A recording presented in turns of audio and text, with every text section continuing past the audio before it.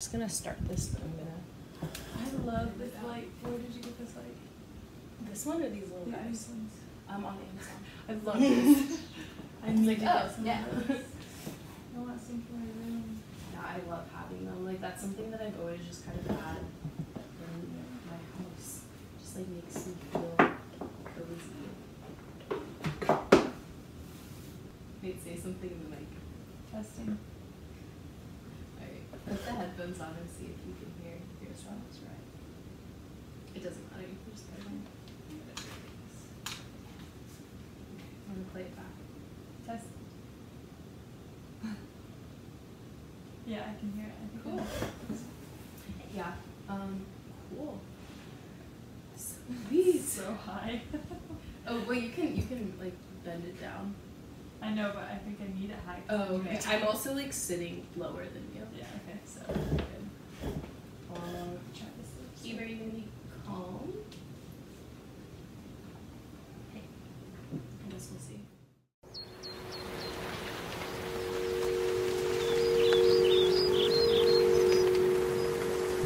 Hello, beautiful people. It is Kat, and welcome back to This Human Thing, a podcast on the human experience where we have honest and real conversations about this human thing that we're all doing here on Earth, living day after day.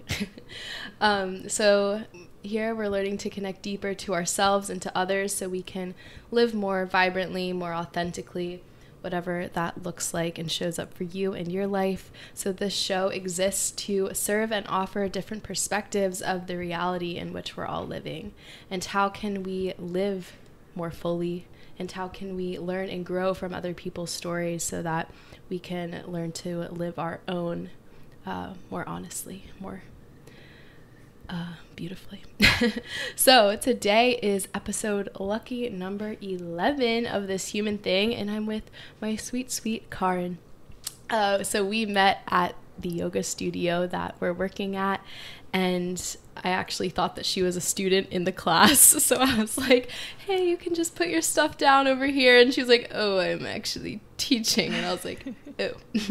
Anyway, but after the class, we were just talking, and you were just like so like outgoing, but in the most like calm and subtle way. I was just like, is like what? But it just clicked, you know? And I feel so lucky to have you in my life. I feel like we have so many really good combos and connect really well. And nothing ever feels forced. Like I love those relationships where you don't really have to try. And you're also someone, I'm just thinking of this right now, like you're never like a draining presence. Like, you know how there's like a lot of people who like you love them to death, but you just can't hang out with them that long because it like starts to become draining. But you just have like such this like peaceful, like loving vibe, and she's always down to like go jump in the ocean with me and do whatever. So I love that. So Kärin Dorsey has traveled the world. She's a yoga teacher. She chefs it up in the kitchen. She has a little garden. You always like want to take care of others. You've got a lot of like motherly qualities, and you're always dropping the wisdom in such subtle ways, and like not always even by what you say, but just like how you move through life. And like there's like certain things I'll pick up on and I'm not even conscious of it. I'm just like, you know, and that's like the best way to, you know, teach others, is just to like live well. So I really look up to you for that and how you show up. Yeah. And I feel like our relationship was just one of those little like meant to be kind of things. So I just went on forever, but welcome to the show, Kärin. Wow, what an introduction. Wow.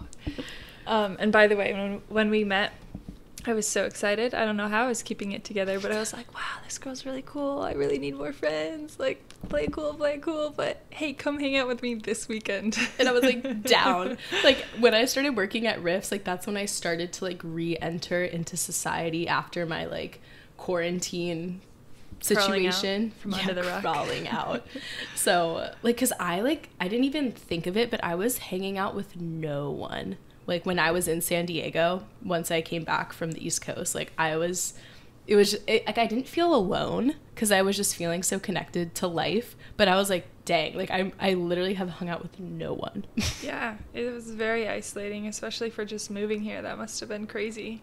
I feel like I get locked into those like alone times where I'm really enjoying it because I'm really doing a lot of introspection and meditation, and I'm like taking care of myself. But then when you look back and you're like, oh, it's weird talking to people. It's weird like being next to someone. It's refreshing though. Yeah, definitely. It's good. It's good to come out from under the rock once in a while. Yeah, and then especially like once stuff started picking up more, and like this is something that we had been talking about recently, is just feeling like kind of disconnected, because like we went from like life being so slow to in comparison being so fast, and then you're just like, wait, where did I go? Like that's how I had been feeling. That, and like this week we talked about this the other night, just like feeling like disconnected, like somehow you left. Like when I say you, like talking about like myself. Right. Yeah, it's weird. Time can fly when you just kind of, I guess, just get through the motions because you don't really have any other choice. Quarantining was pretty crazy. Like Neil was really cracking the whip. Like our buddy Luke, who comes over every day, we wouldn't let him inside the house. Really? We're like, no. Which, I mean, you're supposed to do it. It was really good. And we didn't really know what was coming, especially when it was first hitting. And then it got to the point where we're like, a few months later, we're like, all right, we need people, so we let Luke in the house.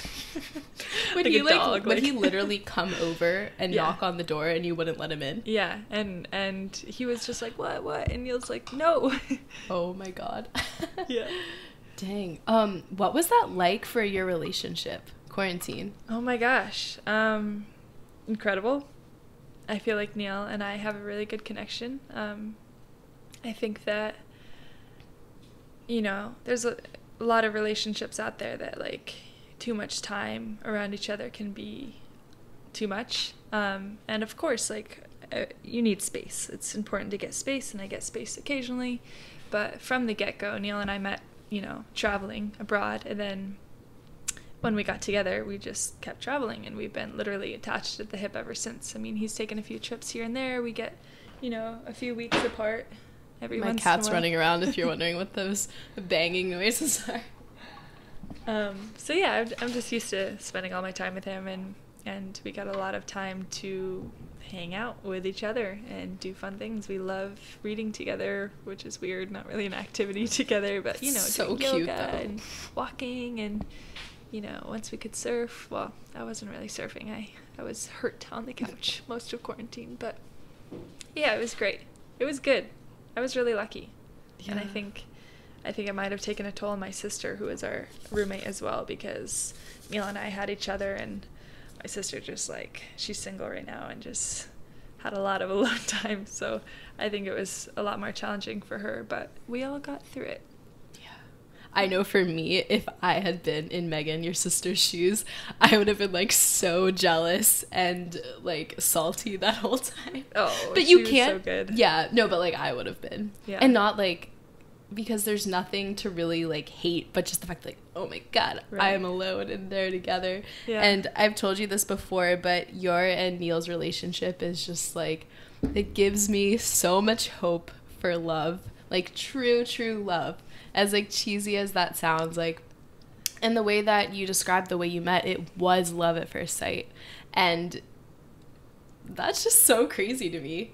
Like, I haven't heard a lot of stories like that, and maybe that's just the people that I have around me in my life, but I haven't been around many people whose relationship is so solid.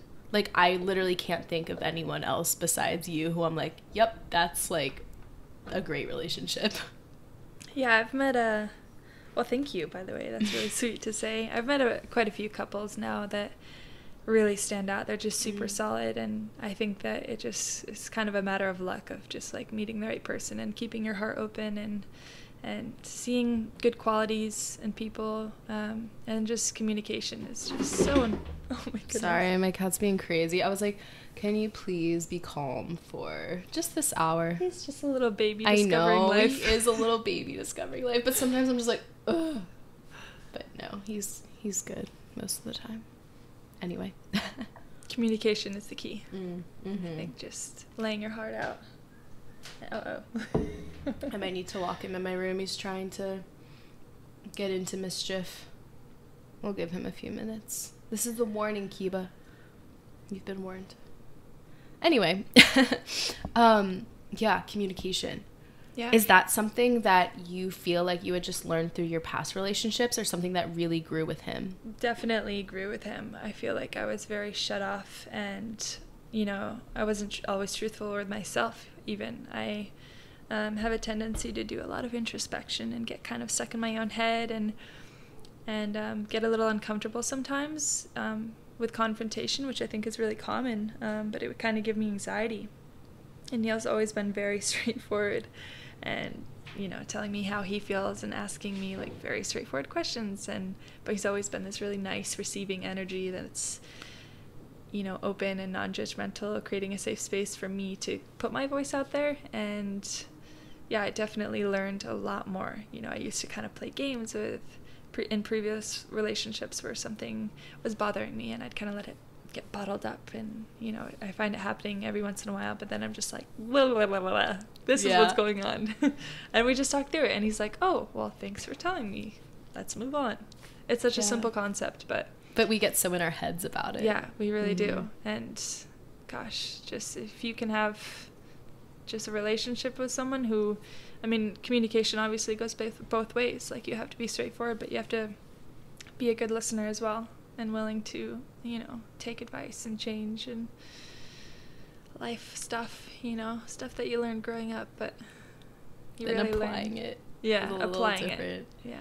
No, for sure. And it's funny, when I set my New Year's resolutions this year, it's not something that I usually do, but me and two friends, I think it was me, my friend John, and then Teddy, we were all on the balcony in Richmond, Virginia, and we like bought a bottle of champagne because John had been doing like a no drugs December or something.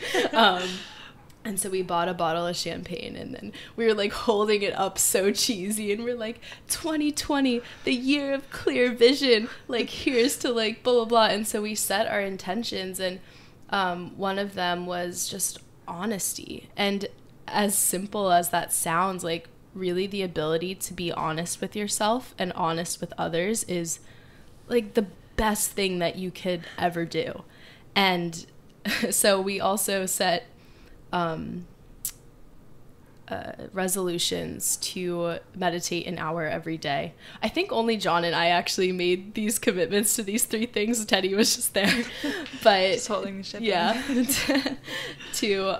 I think that he couldn't fit in the other Uber, so he came with it. But yeah, we set resolutions to meditate an hour every day, and also to like not do any nicotine, which like I've never been like a nicotine person, but I was like, sure, like Easy. I'll do it. Done. But you know, the meditation one I only held for 6 months, which still was crazy. 6 months is wild. I That's know, such a long time. but still, but the honesty one, like I keep coming back to that, and I'm like, dang, like this really has been the year that has like forced me to get so honest with myself and so honest with other people, and like I could not trade that for anything. Like it is like the greatest. It's so painful to like actually be honest with yourself, because like you don't notice all the things that you're constantly hiding. And that was something I was even noticing today because I like deleted Instagram off my phone. And so I didn't say like no social media for me, but I was like, I'm not going to have my email or any kind of social media on my phone. I'm like, if I need to get on it, I'll go on my computer. Yeah. But like I was like on it this morning, and like not even for that long, but of course like you get sucked into like whatever, and then it kind of just like started my day off like in like not a good way. And you know, I always like tell myself, like, I don't have like a problem with my phone. I don't have like what I read online is like not affecting me. I'm like, I'm better than that. But I'm like, Kat, really? Like, you're not? Like, see how you're even just like thinking about like, oh, your conversation with this person, like did this. And I'm like, wow, like I'm trying to escape to any timeline that's not my own. And it's actually funny that like on social media they call it a timeline, but even just like in life, that was something I was writing about today after I meditated, was just like how we're constantly trying to get away from ourselves and escape to any other story except for our own story. And really, honesty is about just like looking at your own story like head on, because we're often thinking this person is doing this and this and this, and then we're fantasizing about our future stories that could happen, or our past stories, or what could have been, or what might be, or like what other people are doing. But like to really dive into your own story, like what am I doing, what are my habits, what are my purposes, like that shit's like really scary. And you don't want to do it because you have to look at all those like ugly aspects of yourself, but then you also get to look at all the beautiful things. So it really has been like such a year of honesty for me. I don't even know how we got into that, because you were talking about the importance of honesty. No, I think it's a great topic. I think that's interesting. Honesty is definitely a scary thing to, I don't know, equip.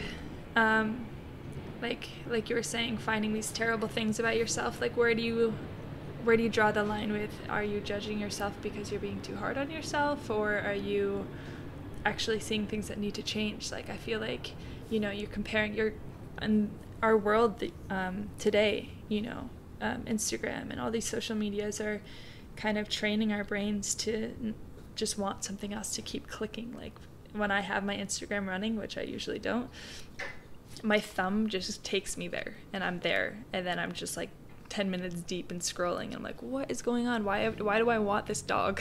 I don't want a dog. You're just always wanting a new bikini, a new body, a new lifestyle, a new whatever. And where was I going with this? I think it's just really hard to have a clear lens when you're looking at yourself too, and drawing that line of like, okay, am I being hard on myself and being paranoid that I'm being this way, or is this like something that's actually wrong? Like it can be really challenging to find things that are quote unquote wrong with you, or things that you want to improve about yourself, because how do you know like what's wrong, what's right? Who are you comparing yourself to? That's so true. And I like, speaking of that, and like I feel like a very like concrete example of that is that always happens with me, like when it comes to like body image. Like I'll get in this mindset, I'm like, Kat, you're so unhealthy, and like you're eating too much, or like you're eating inconsistently, or like you're not eating the right things, and like you need to like get in better shape, like blah blah blah. But then like sometimes I'm just like, oh my god, like you're in great shape, like and it's really like I could look the exact same, but just depending on like my mood that day, I could look obese or like emaciated. So like it just really depends. Okay, not emaciated, but I could like look good, or I could feel like so fat, and that's just something that's like super common with girls, is body image. And absolutely, it's just like so interesting, like the lens.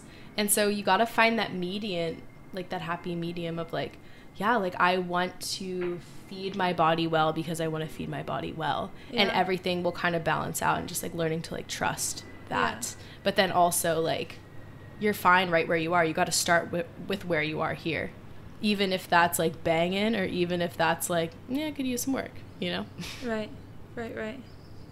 That's a scary part of a lot of women's lives, and men too. I think a lot of people are, like intimidated or hard on themselves because of this like need to be fit and skinny and whatever. And I think that it's really challenging to undo everything that society has done to us. I'm recently learning that I feel like I need to rewire my brain. I'm buying myself more books. I'm sitting down and making myself do like breath work and meditation, and I have these kind of triggers, which is like looking at Instagram, or eating bad food, or not exercising as much, or just kind of having those days where you want to watch TV, or you just don't want to be productive. And it's like you have to... Oh my god, my cat's going crazy, guys.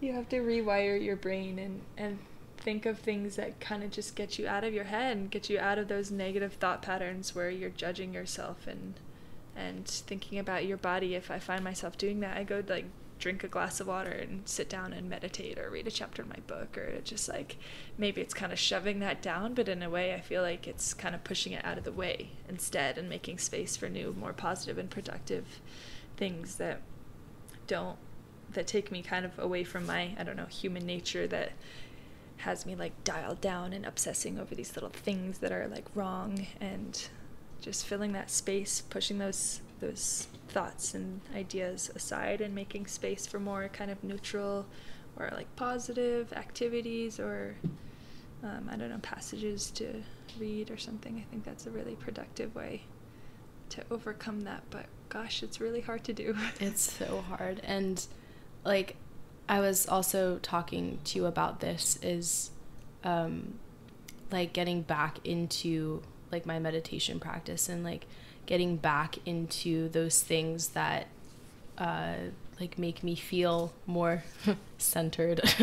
Like, because often the problem isn't that we're having like the wrong thoughts, because they're just kind of happening. Like, you can't really say that they're right or wrong, but it just gets to a point where there's just too many, and it just feels, you're just like, like, shut up. You know, get out of my head. Yeah, exactly. And we're so in our heads. Like, I was talking about that, like, just I try not to get too preachy when I'm teaching yoga, but I was just saying, like, guys, like, we often don't realize that, I didn't say guys, but yoga. I was like, we often don't realize this, but because we're so in it, but we are so in our heads all the time. And just something like doing a yoga class, like doing an asana practice, like whether that's on your floor in the studio, just getting out of your mind and into your body for like just 30 minutes or an hour is so powerful, and we need that break. Yeah. And often, even when if someone's doing a yoga class all the time, they're like, is this right? Am I doing this right? Da-da-da. What am I having for dinner? Yeah. Like, just breathe. And it's, you know, it's so easy to say, it's so much harder to do, but yeah. I think a huge aspect of that too is understanding kind of what it is, you know, like how to turn on off that switch. People don't even know these thoughts and things running through their mind. A lot of, I feel like people, especially being obsessed with phones and technology and work and whatever, things that this is kind of biased, but like not connected to nature. I love nature, but things that are more take a lot of your focus. I think that people become trained, and so a lot of people don't even know what quote unquote mind chatter is, right? And so I recently read this book called The New Earth. Eckhart, our boy Eckhart. By Eckhart Tolle. Wait, can you move the mic a little closer to yourself? Here, you can just like tilt it. By Eckhart Tolle. It's an amazing book, and it's all about the human ego, and that's what the mind chatter is. And it's a really beautiful articulation of what the human nature is, and how the ego kind of takes over your head and controls everything. And that's all those judgments and thoughts and opinions and crazy doubts, and even the ego can be positive as well, but either way it's this thing that's taking over your body, your being, and running your life. And I think that if you read this book, or if you do, you know, similar spiritual books or similar books that follow the same idea, kind of understanding what it is helps you turn off that switch. Because a lot of people, I think, are unhappy because they go through their days addicted to social media, TV, bad food, and at the end of the day they kind of feel terrible, and they don't know how to turn it off because they don't know what's happening. And understanding like how to recognize, oh my gosh, this is my ego, oh my gosh, this is a crazy thought, that's not me, I don't need to do that. Being able to understand and separate yourself from it is huge. Like, first step is understanding it. Second step is staying present enough to like notice when it's arising. And then third step, turning it off. Yeah. Very difficult process, but step one is just beginning to understand it. So New Earth is a great book. We recommend. Yes. I haven't read it, but I read one of his other books. I will. Yeah, and it can often get frustrating once you begin to cultivate the awareness to recognize how sinister our thoughts can be and our egos can be. Yeah. It almost becomes a little bit overwhelming sometimes, but again, you just have to like be super patient and compassionate with yourself, and like thinking like this has been like generations and generations of conditioning that I'm working through. It's not just my own life. It's like just the way that the world is. Right. And that's not our fault. It's no one's fault, but we don't know why. It's just how things are. But, and, you know, just like wise people, and by like listening to the earth and really getting still and deep and questioning what life is, have brought these aspects of the human experience to our awareness. And like, if I didn't have some of these tools, I'm like, I would be absolutely insane. And maybe it takes like recognizing that everyone's kind of insane for you to be like, oh, wow, I'm literally crazy. But like, maybe I just didn't know I was crazy before. But I think everyone's absolutely insane, but we just have varying levels of insanity, and everyone's insane, but some people just know that they are. Right. That's a funny thing that I think it came up in A New Earth. Like, I'm pretty sure it was him. Ooh, I might be wrong, but one of the authors from one of the books I've read was talking about how he kind of first had his like aha moment of, oh my gosh, what is an ego? Because he, I think, was like, he heard a homeless man just, you know, babbling on about something, like yelling at a telephone pole or whatever he was doing, kind of about nonsense. And he was like, wow, we're all crazy. We've all got these voices, but that homeless guy is brave, and he's just letting that voice out, you know, like we all kind of have that narrative in our voice. So yeah, we're all insane. Just some of us can kind of keep it together. Some of us are trained to be professional or to be composure. Yeah, composure. Yeah. And that's something that was interesting when I worked in a state hospital, which is what they have renamed insane asylums. And, you know, something that you hear about with quote unquote crazy people is there's a voice in my head. Yeah. Like, bro, we've all got a voice in our head. Like, so sometimes I wonder, I'm like, are they just really overhyping the fact that they like have a voice in their head? But like, everyone does. Or maybe they recognize it like as not their own in some cases. Yeah. And like disassociate from that a bit. And maybe it is actually some kind of different voice in their head, but I'm like, yeah, we all have a voice in our head, and it does make us all crazy, and that's your thoughts. It's also your chemical imbalances, I think, you know, your hormones, like people with mental illnesses definitely have, you know, off. Their hormones don't produce as like as they should, and some things are overproduced, some things are underproduced, and it leads to these kind of, I don't know if they're thought patterns, I don't know the science behind it, you would know better than I think, but some people just, that's an interesting thing too. Some people are born with it, and I think some people it's caused environmentally. It's both. That's like a big thing in psychology, is nature versus nurture. Is like there's always an argument of what is a product of our genes and what's a product of our environment that shapes us to who we are. So like in developmental psychology, and Kärin's going back to school for psychology, so she's gonna learn all of this, and like maybe you already know it, but yeah, and it's always both. And it's so interesting, I've like talked about this in other episodes, but just like the fact that we inherit all of these like traumas and idiosyncrasies and stuff, like not even from ourselves, like we don't even develop them ourselves as like the personality of Kat, like we'll get it from like great grandma Kat, like down in history, like that passes on like 6 generations. And it's like that's a big thing when people study trauma, is like people who were in certain wars and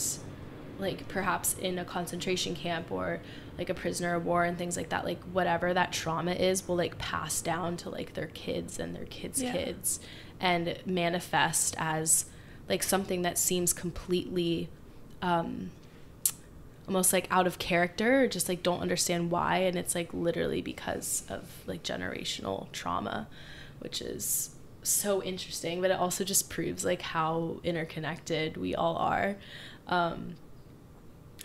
But I guess like going back to like the mental hospital is like, you know, it, like our sanity is a spectrum, and maybe you would look to a guru and say that is the most sane person, and then you go to like someone who's like a paranoid schizophrenic and you say that is the most insane person, or honest, and then we're you're right, they're more honest because they're at least owning up to it, but we're all like somewhere in between. Yeah. You know? Yeah. That is interesting. So I kind of wanted to like, because honestly, I don't even know all of this, but I kind of wanted to get into your story. So like you told me a couple days ago, I feel like I have to, sometimes like I feel like I have to burp and it doesn't come out. Hold on. I get it. Okay. I tried to hold in a sneeze my yoga class yesterday in Shavasana. I got through the first one, but the second one totally backfired. I made the ugliest noise. Scared like 2 people. I was like making food the other day in the kitchen and I had to sneeze so bad, but it wouldn't come out. And that's like one of the most frustrating things for me. And so I was just like, come on. Like I was just like doing everything I could to like make the sneeze come out. And so then I literally snorted pepper and I still couldn't sneeze. And I was so mad. I'm like, great. Now I have like pepper in my like brain and I still can't sneeze. And then I was like, whatever, like, and I just went on with my cooking. And then like 2 minutes later I just had like a fit of like 20 sneezes, and like I love sneezing. It's like such a rush for me. Like I love it. Feels good. Yeah. And so then I had like 7 in a row and I'm like, oh, there we go. Anyway, but yeah, you're going back to school soon. And so did you start college?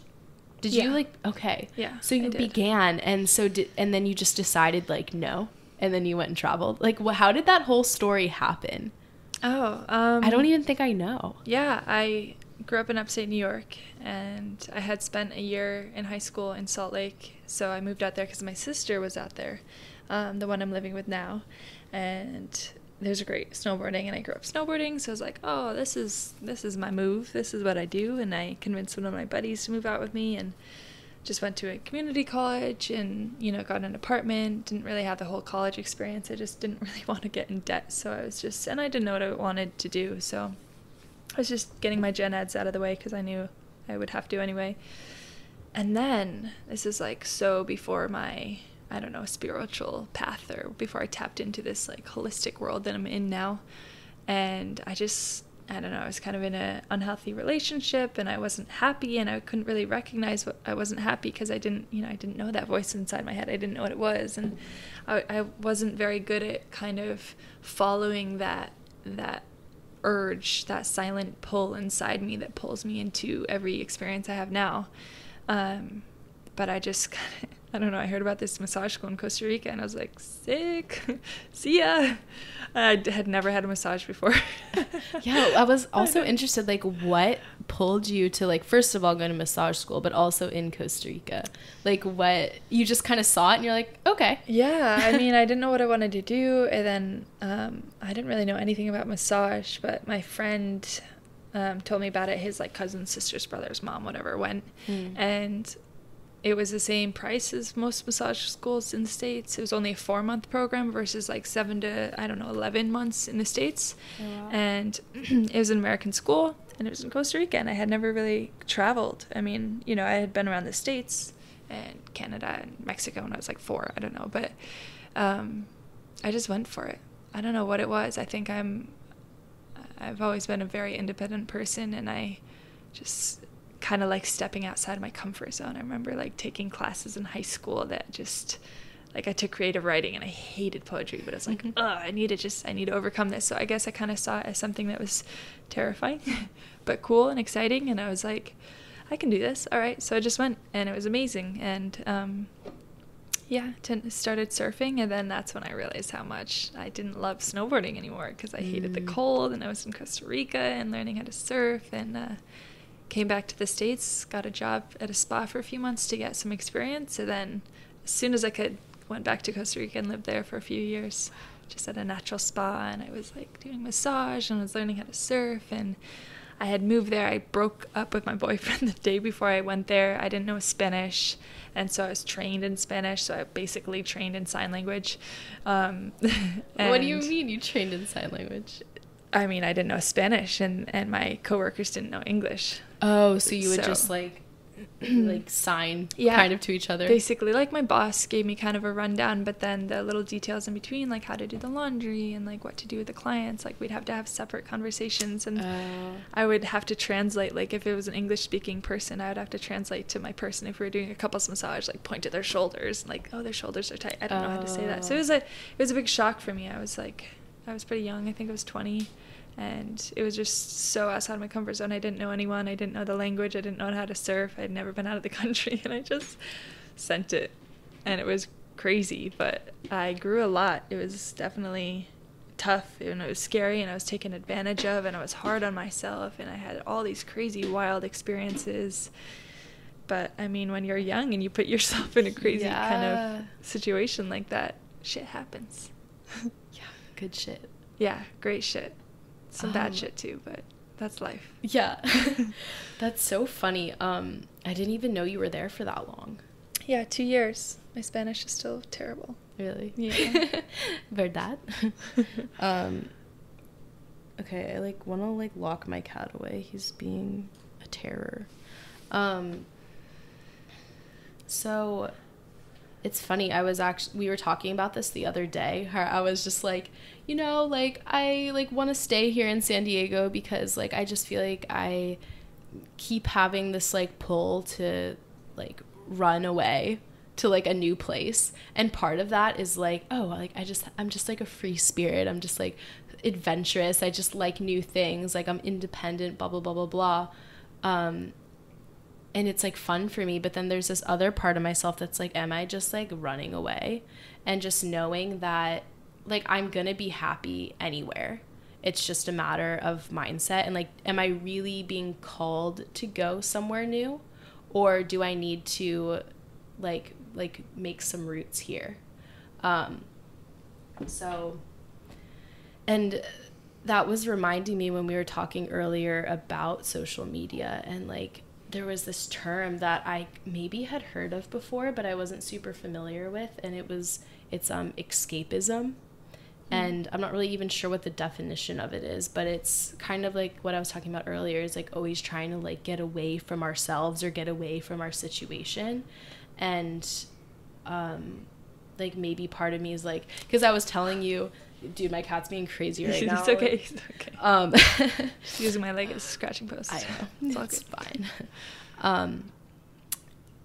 And like I was telling you the other day, I'm like, I don't know, like San Diego's like so great, but I want more nature, and like I want he's really distracting me. Okay, if it stops me again, I'm gonna put him in my room. Okay. I was like, I want more nature, and like I just like don't feel like super like connected to nature here. I'm like, I have the ocean and it's great, but like I just like I want to be like in the jungle, and I don't want to be like working so much just so I can survive, essentially. Yeah. And I felt like, and it's like getting better now, but I felt like I was just like working so much just so I could like pay rent and pay groceries. I'm like, and for what? Like if I don't have the time to do like what I really love to do, then it's not worth it for me to be working a ton of hours. But then at the same time, like we were both like talking about that and just saying like, yeah, like it really just like is our mindset. Yeah. I think an interesting thing, going back to that pull that's kind of brought me around the world and taken me into all of my experiences, even the bad ones. At least for me, from my experience, this kind of silent pull that has taken me into all the good things is something to look forward to. So I had moved to Costa Rica because I was just like, this is exciting, like this is a challenge, I'm gonna do it. And I had gotten to the point in Salt Lake where just like nothing was going right. I got my car stolen, my bike stolen, I got hit by a car. Like it was the worst year of my life. It was so bad. I didn't really have any friends. There was just like the universe was like, get the heck out of here. Yeah. And then I had something to look forward to, and it was Costa Rica. I was like, sick. This is like cool. This is my next goal, my next challenge. I'm doing it. And I went, and I lived there for 2 years.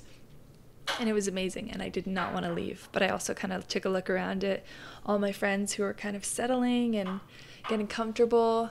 And of course, there's plenty of room for growth there. It's an incredible place, but I also was like, there's a lot of the world to see.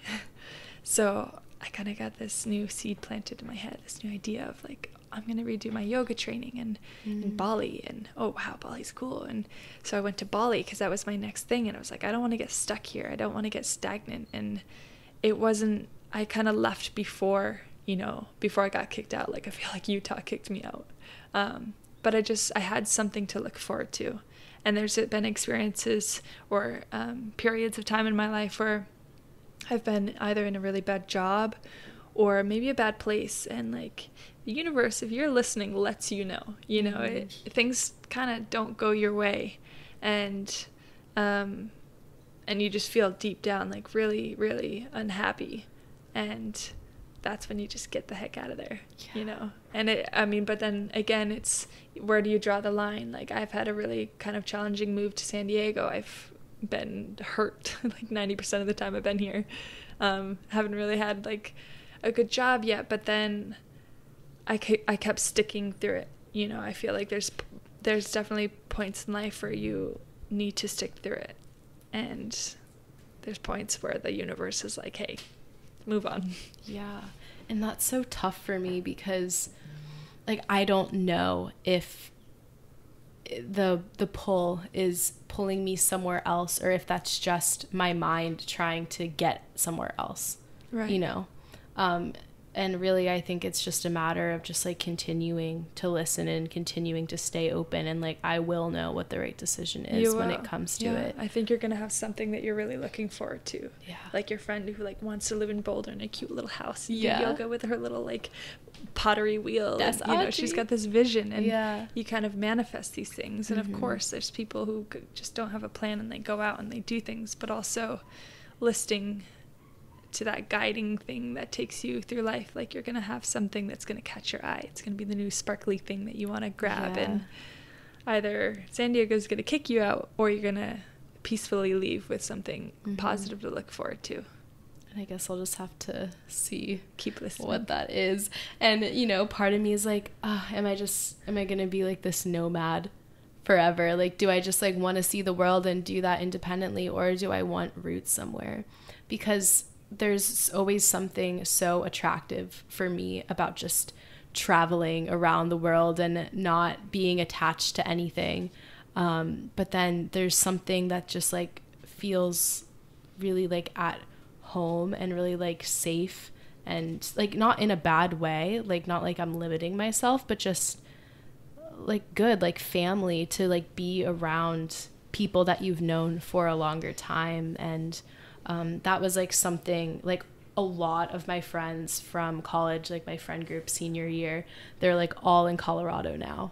And I'm like this little part of me is just like, oh yeah, like Colorado. But I'm like, the voice is not telling me to go to Colorado. It's just not. But yeah, I don't know. I just don't know. I think having an intention as well helps. Like I've met a lot of crazy people, quote unquote crazy, people in Asia who are, I like to call them lost souls. They seem to be traveling from place to place, and maybe they're happy, but some people I've met, I feel like they're just really not happy and they don't know what they're doing and they're just scrambling for an answer. And I can't blame them. I've definitely been there and I know what that's like. But what helped me was having the intention behind my travels. Like I said, I've always been really independent, so I kind of had that on my side of just like not having to see my parents every 6 months or something, and I was able to just go travel for a year at a time. And having the intention of deepening my yoga practice and learning Thai massage and learning whatever I had learned in Costa Rica and everywhere that I had gone, I wanted to better myself in a way, and that's what kept driving me. And there was times where I was really hard on myself. I'm like, what am I doing? Why am I here? But then I was like, oh yeah, look how much I'm learning. Yeah. And so like throwing yourself out there and looking for the answers is not my style, and I shouldn't say it's not the way to do it, because I have my way of being kind of calculated and planned, and I like to know what I'm doing. But I think you can work with that pull by having an intention or having something to kind of keep you centered and keep you on track. You know what I mean? Yeah, no, definitely.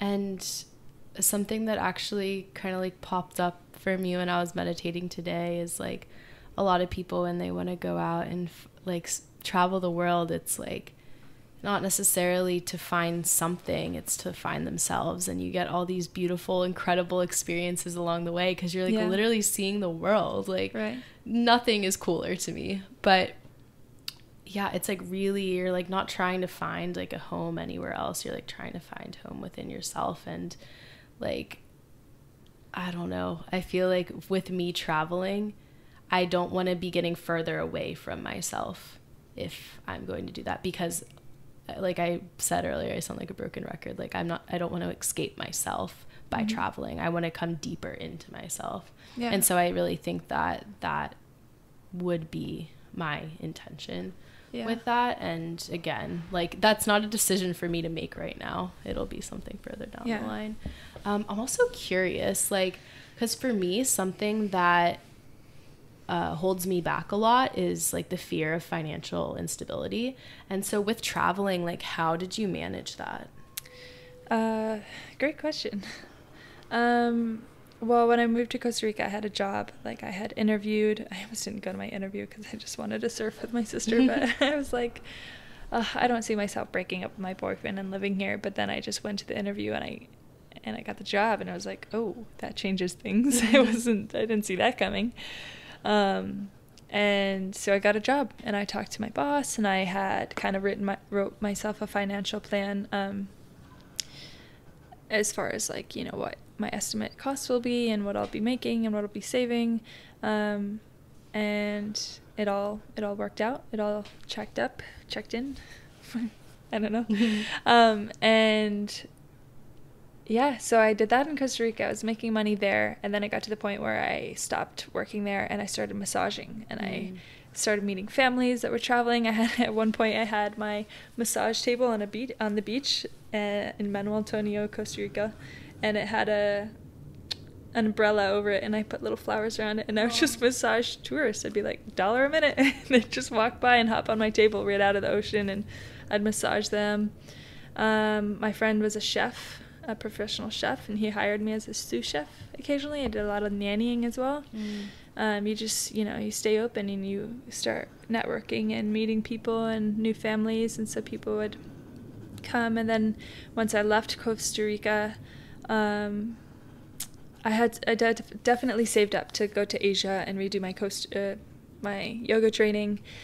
But then I started going on Yoga Trade, which is a website that kind of connects you to either work trades or, jobs teaching yoga. So it's kind of yogatrade.com. It's a platform where you do have to pay for it, but I ended up getting a job in Portugal. I lived there for a while at a surf lodge, and I taught yoga, and I got to surf when I could, but the surf wasn't very good at that time of the year. So yeah, I took a break from massage because it's very cheap to get a massage in Asia. So I was like, nah, I'm not going to do that. I'm going to dive into yoga here. So I used yoga. I did some work trade in Thailand. I was in Thailand for 2 months and taught yoga at one place for food and housing, and taught yoga at another place for free Muay Thai training, which was really cool. Wow, that's so cool. I planned on going for 10 days and ended up staying for 2 months in Pai, Thailand. They call it the Pai hole because it just sucks you in. Yeah, I actually almost did that. When I was in Pai, they needed a yoga teacher, and they were like free food and board, and I was gonna do it for like the couple days that we were there, but I was like, I'm here for a couple days, like I'm not gonna do that, but if I ever go back. It was fun. It was also my intention of doing that too, was to kind of gain confidence. My first yoga training was not very thorough. It wasn't very legit, and it was just by this one guy who was very sweet, but I think he had a lot of things going on, so he didn't really teach me anything about sequencing. I didn't feel comfortable teaching a class, so I kind of started my teaching career very insecure and not feeling confident with taking people through a class safely and, correctly. So I redid the training and then kept doing these jobs to again, step outside of my comfort zone and find my voice and, learn. Yeah. Wow. So I actually have 2 questions. I'll go with the one most relevant first. Is with yoga, like how, because I realized that like I'm not actually friends with many other yoga teachers. Like obviously there were the people who were in my yoga training, and like when I was teaching at my college, like there were some other yoga teachers there, but like what has teaching been like for you, and like how do you feel like you've grown throughout that, and like your connection, like what's it like for you when you're up there teaching? Because I've never really asked someone, I know that's kind of like a lot, but like I've never really asked someone like how, because it's such like a deep, like passionate thing for me, so I'm just like curious. Yeah. Well, that's a good question. I really like to have fun, and I like to make people feel good, and I like to do things for people because it's fun, and I don't expect things back. I like to just share, and it's just, I don't know, it's just fun making people happy because I'm like selfishly happy too. And so yeah, at first it kind of started honestly because I moved to Costa Rica, and my boss was like, hey, I need another yoga instructor. Will you take a training before you move here? And I was like, sure. Just like massage school, I was like, sure, I'll do massage school. Sure, I'll do yoga. And thank goodness it, it stuck and it resonated with me. So it started just because they needed a yoga instructor. Then it wasn't really until I took my second training where I started to, I had built up my personal practice by that point, which was, I think, a year or 2 later. And it became just I just wanted to share, I just wanted to share what yoga had done for me. But what I didn't realize in the beginning was because of my insecurities and everything, I was kind of getting tied up with like worrying too much about myself and what people are thinking of me. And over time that has transformed into not making it about myself. And very wise words from my partner, Neil's mom. What is, don't make it about yourself. Whatever you're teaching is just being channeled through you. It's something that you've learned and you've gained this knowledge, but you're also just channeling something from higher up, and you can't make it about yourself because that's the ego. And so just like channeling and sharing these techniques that I have gained in order to become present and in order to face things that bubble up in a calm manner and kind of like an objective manner. Learning these techniques and sharing with people, I feel like is what I do. It's the purpose, and I think it's a really beautiful way to try my best to help people and not try to make them like me by sharing what works for me, but by sharing what works for me to see if it works for them, and just to try to share all the positive and goodness that I can. Hell yeah. Yeah. No, my experience is like similar to that, and it is very simple. Like as you were saying before, it doesn't even really feel like I'm speaking. I mean, like obviously like I feel like I'm speaking and I am thinking a little bit of what I'm gonna say next, but like when I'm actually talking, it doesn't necessarily feel like it's me speaking. And sometimes the things that come out of my mouth, I'm like, whoa. And it's often like that because I journal a lot and I write a lot. Going back and reading those old journal entries, and it like blows my own mind sometimes. I'm just like, damn, like what? That's crazy. Like I don't even, like that's not something that even goes on in my day-to-day. Like I wouldn't have even thought that I like knew that. And it really like humbles you because you're like, that's not even really me. Yeah. It's just like when I'm teaching a yoga class, I am just a vehicle. Like I'm just like something for this like wisdom to pass through. Yeah.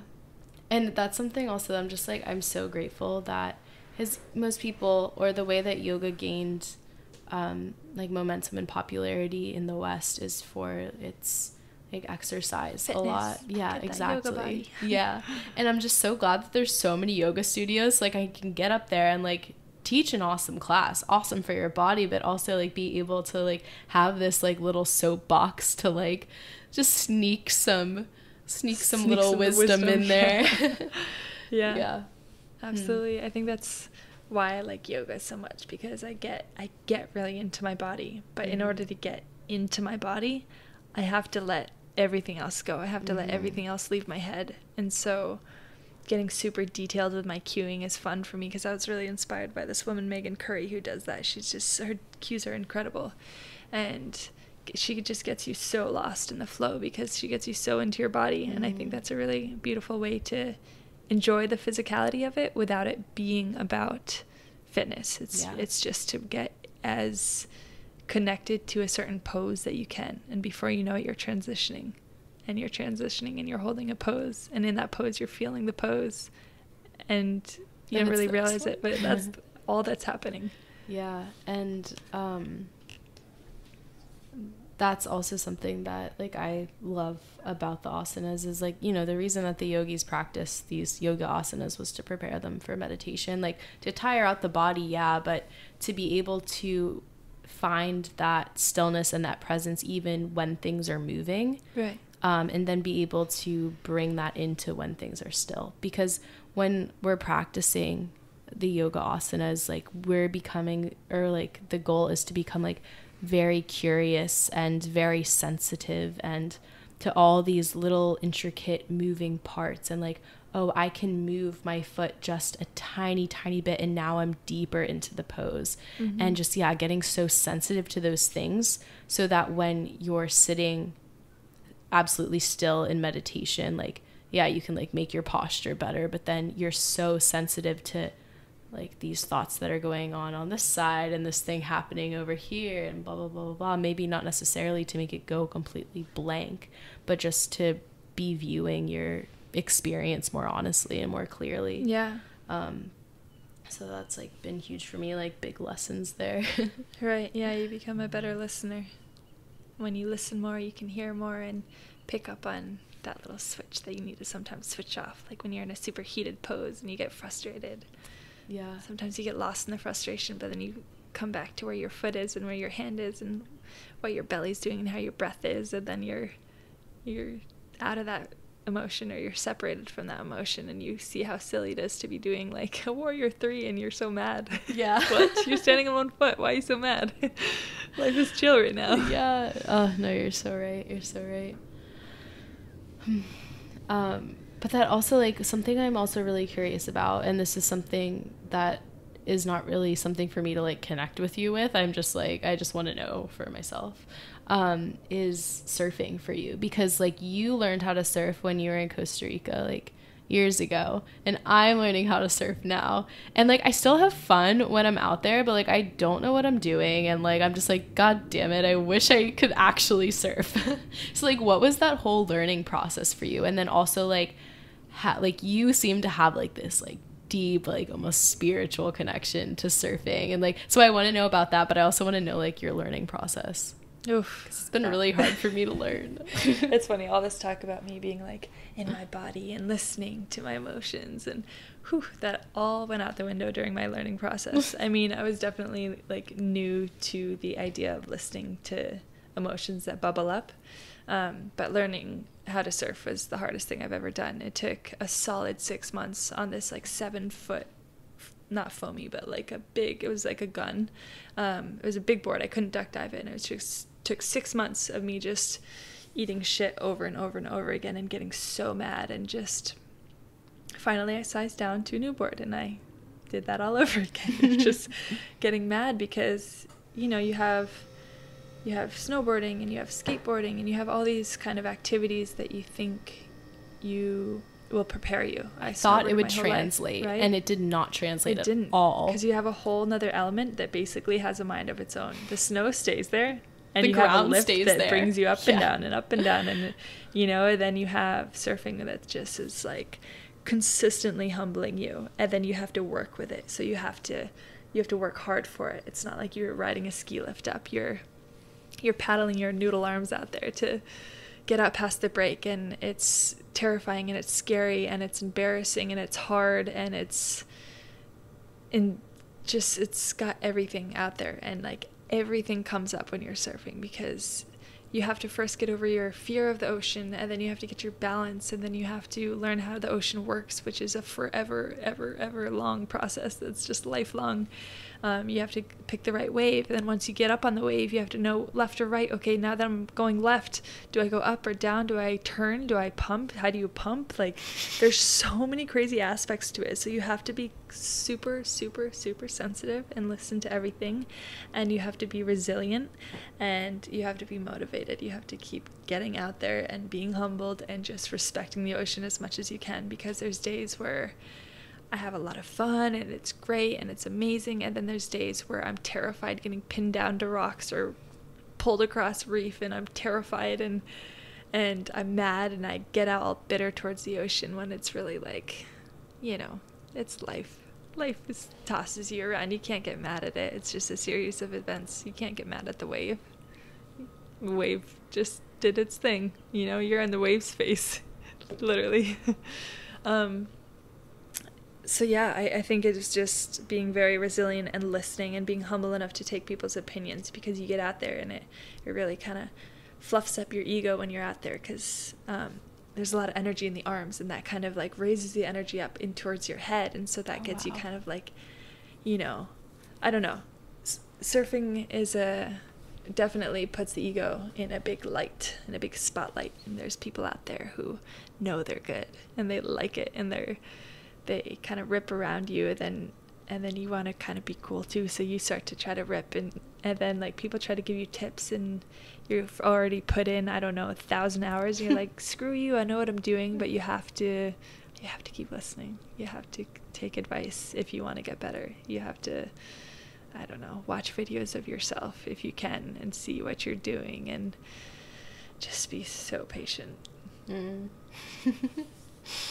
Yeah.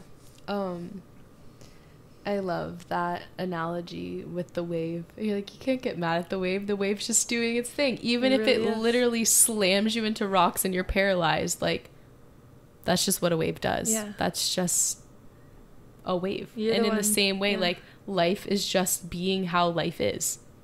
It's not good or bad. It's just what it is. Yeah. So I had a moment 2 days ago, yesterday. It was yesterday morning, where I was surfing with Neil, my partner, and his best friend Seamus, and Neil and I lived in Bali together, and we're surfing a lot, and I was just like so cranky all the time, because it was just me and a bunch of boys who all grew up surfing besides Neil, a bunch of Cali boys in Bali, and I was always the worst one out there, and that was my ego, just being so upset and not being content with like where I was at. I was just always the worst. I was always getting slammed around, not really getting waves. I was scared. There were really technical waves, and there were rights, and I'm goofy, so like I like lefts. But yesterday I was surfing just here in Ocean Beach with Neil and Seamus, who's in town visiting us, and I got on a wave and I did a few things that weren't that cool, but I had this like, I was watching, I was being the observer. I wasn't like, oh, damn it, like that looked dumb, that person saw me. I was just like, okay, cool, like I'm connected to this wave, like so what if it didn't, that cutback was really small, like, or whatever I did. It felt like a cutback, maybe it wasn't, but it felt good. And then I was paddling out and I kind of felt myself like move with the current, and like I was duck diving, and I just felt really connected to the ocean. And it's a really beautiful thing of like connecting with the ocean when you can, and respecting and being nice to it, and getting in the groove with it, because it really, you do build a relationship with the ocean. I said it doesn't have a mind of its own, but it's got like this soul, it's got this power, and you learn to respect it, you learn to move with it, you don't resist it, because it'll just smack you down. Knock you off your feet. What a beautiful metaphor for life, though. Yeah, surfing, I think that's why surfers are so chill. Yeah, because they learn how to navigate life. It's like it's a practice. It's just like yoga. Yeah. I was, well, sometimes like I'll like put on like a documentary or something. Actually, I like never do this. Why did I say that? The other day I put on a documentary and I just kind of had it in the background. I wasn't really paying attention to it, but this Native American was talking about water.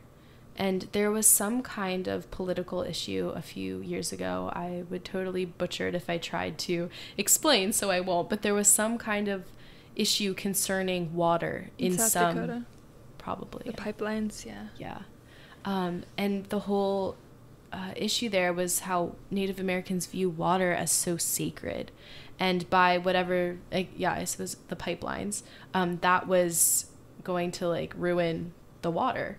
And like the politicians and the CEOs and everything who were involved on the other side were, you know, coming at it, haha, like that's stupid. Like what, they're just like saying that like water is special, like cool, like water's everywhere, like whatever.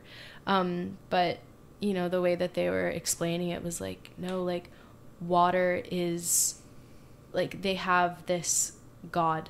And again, like they even say it's a story, you know, they even say it's a symbol, but the creator of the universe, whatever it was, like it sacrificed itself. It was all one thing, and it sacrificed itself so it could be experienced as many things. And so this ties into literally every religion, as there's like a oneness that wanted to experience itself. So that's why we perceive ourselves as humans or as souls as separate things. But when this god or goddess or this like entity, this like oneness, when it sacrificed that oneness to become many, its blood that poured out from that sacrifice became like the water that's earth. And like, you know, water is like this nourishing thing. And water, even though it shows up in many different forms, whether that be a lake or a cloud in the sky or the moisture in the air or as ice or as steam, like it's all one thing, and it's all constantly getting recycled back into itself. Like, you know, like the water that's in that marsh outside my window, like maybe that's probably not any of the same droplets that were there like a couple years ago. I don't know how it like works, but like maybe, because stuff is constantly getting evaporated and moving through the clouds and like seeping in deep into the ground and whatever. And I was just like, wow, that's so cool. Yeah. Yeah. That's beautiful. Water is very important. Mm-hmm. We're like, what, 70% water? We're life. Yeah. There's an interesting book. I think it's by like someone Mendel or something. I don't remember. Mendel's not a Japanese name, but I'm pretty sure the author is Japanese. And he did studies on water. I don't remember the name of the book, but I'm sure it'd be easy to research. And there were studies done with like water with like happy music, water with sad music, and they would like freeze the water, and the way that it would crystallize would be kind of aggressive and jagged with like mean or like aggressive or loud or kind of high energy music. It was very like unorganized and jagged, like a crazy thing. And then beautiful loved water that was like happy and like, I don't know, loved, or maybe some mantras were said to it every day, were like perfect, beautiful, symmetrical, like snowflakes. Wow. So I just find that very interesting. So you probably have seen some people write like, I am love, or like, I don't know, some little like mantras or nice sweet little things on their water, because they want to change that molecule and have it go into your body. And I think that the power of mind works with the water molecules in your body in that way. When you're saying like self-affirmations, like I am powerful, I'm strong, I am able, whatever, you're like talking to your little water droplets in you, and they're like, yeah, you're like stoking them up. So cute. Yeah. I mean, I don't really know like how accurate this is, but studies have been done about that, and it shows that like waters can change. It's similar to the idea of like having a plant in a room, and you send love to one plant and hate to another plant. The other plant usually dies. It's like kind of the water, the life in the plant, just like probably getting sad, or I don't really know the science. I don't know what goes on, but that's an interesting thing too. Water's very spiritual and loving and important in life. And yeah, because you think like when they're looking for planets with life, they're looking for water.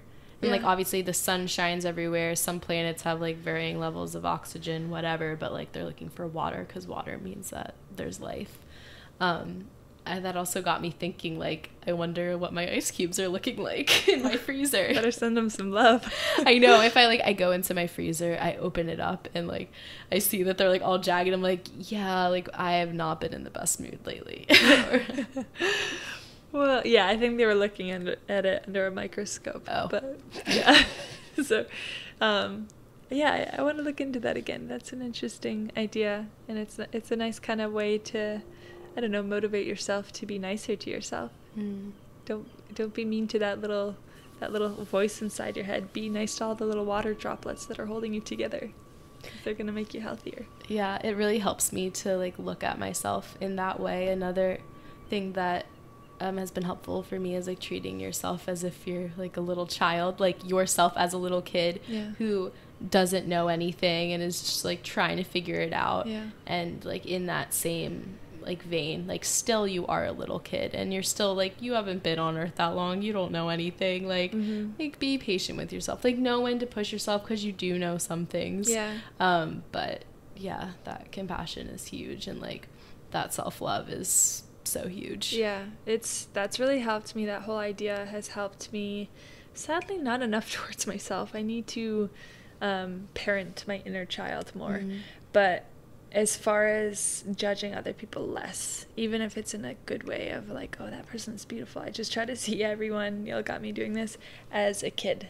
And so when I see somebody who I just want to judge and just hate because of what they're doing to the earth, I see someone litter, whatever, they're doing what I think is terrible, and I'm judging them, I just see them as a child. I just see that like they were not raised the same way I was. They were not, I don't know, disciplined in the same way.